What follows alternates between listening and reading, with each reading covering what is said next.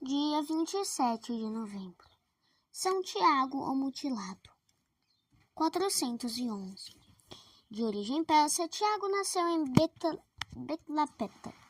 Alta linhagem, grandes e fulgurantes talentos, avultada fortuna, posição saliente, distinções honoríssimas que lhe vinham do monarca persa, fizeram com que o nome de Tiago fosse por todos muito honrado, mas também o levaram à beira do abismo. Quando o rei da Pérsia anunciou uma perseguição ao cristianismo, Tiago teve a fraqueza de negar a fé, o que grande tristeza causou à esposa e à mãe. Morto o rei Isdediates, escreveram a Tiago esta carta.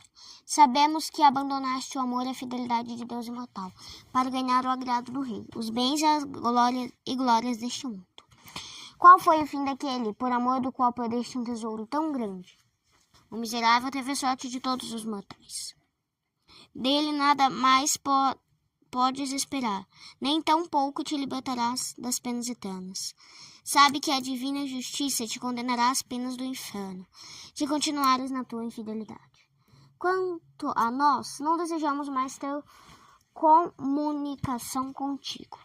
A leitura destas palavras impressionou profundamente. Caindo em si, abandonou a vida na corte e renunciou a todas as vantagens que as relações com a aristocracia lhe tinham conferido. Ao novo rei declarou francamente que era cristão e como tal desejava viver. O monarca abalou-se com esta declaração e, indignado, acusou-o de ingratidão, apontando para os grandes benefícios que do pai tinha recebido. Onde está aquele príncipe? Perguntou Tiago. Que foi feito dele? Essas palavras ainda mais irritaram o rei, que respondeu com ameaças de morte lenta e cruel. Tiago replicou, qualquer afeição que a morte tome é apenas um sonho. Oxalá possas ter a morte de justo.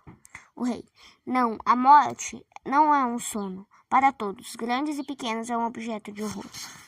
Tiago, não há dúvida. Horrorosa é para os seis e todos os que desprezam a divindade, porque vã é a esperança dos ímpios. O rei, chamas-me de ímpio, miserável? Tu que não adoras o sol, a lua, o fogo e a água, as emanações mais sublimes da divindade? Tiago, não intenciono ofender-te. O que digo e censuro é dares às criaturas o nome de Deus, o que não deve ser. O rei, ouvindo isto, não mais se conteve. Convocou os ministros, conselheiros e juízes, para que, como ele, determinassem de que modo deveria morrer aquele que tão afrontosamente tinha ofendido e ultrajado as divindades do reino. Tiago foi posto na prisão e condenado à morte de mutilação, se não quisesse prestar homenagem às divindades.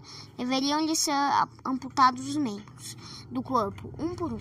Profunda foi a impressão que esta sentença causou entre o povo. Todos afluíram ao lugar do suplício para serem testemunhas da cruel execução. Os cristãos, por sua vez, pediram a Deus a graça da perseverança para o seu servo. Antes de ser executado, Tiago, com o rosto virado para o oriente, de joelhos e os olhos fixos no céu, fez uma oração. Depois se lhe aproximaram os algozes, que, de acordo com a sentença, lhe amputaram dedo por dedo, depois as mãos, braços, pés e pernas. Tiago sofreu horrivelmente, mas não vacilou. No meio das cruéis operações, disse, esta morte que vos parece tão pavorosa é preciosíssima para produzir a vida eterna. Quando lhe cortaram o polegar da mão direita, o mártir disse, Salvador dos cristãos, aceita este galhozinho de árvore. Esta árvore entrará em decomposição, mas reviverá, cobrir-se-á de folhagem e receberá a coroa da glória eterna. Os próprios juízes, assistindo ao horrível martírio de Tiago, ficaram movidos de compaixão e pediram-lhe que tivesse pena do corpo e salvasse a vida. A que o servo de Deus respondeu, não sabeis que não é digno de Deus aquele que, tendo posto a mão no arado, olha para trás?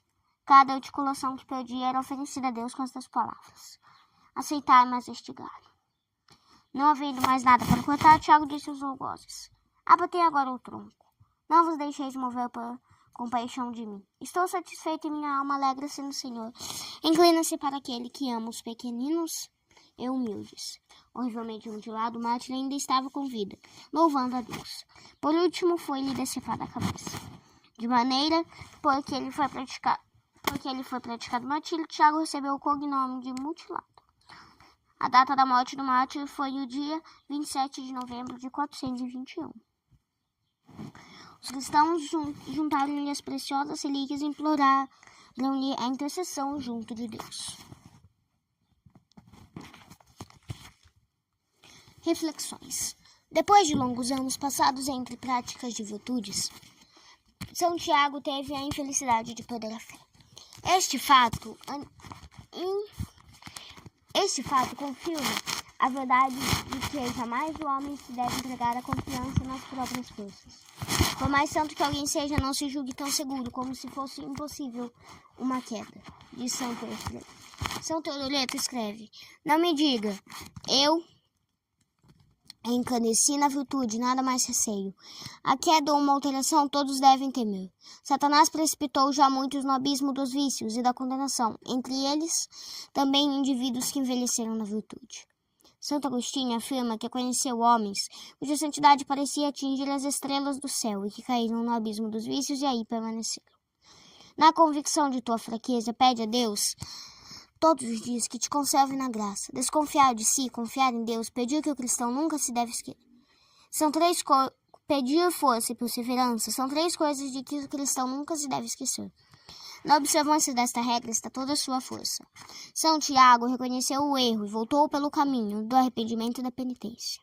Oxalá o quisessem seguir todos aqueles que sucumbiram na luta contra as tentações, e que o próprio orgulho, maus homens e o demônio lhe preparam, e agravaram a consciência. Não pecar é próprio de Deus, diz Santo Ambrósio, mas abandonar o pecado e emendar-se é o que deve fazer o homem sábio.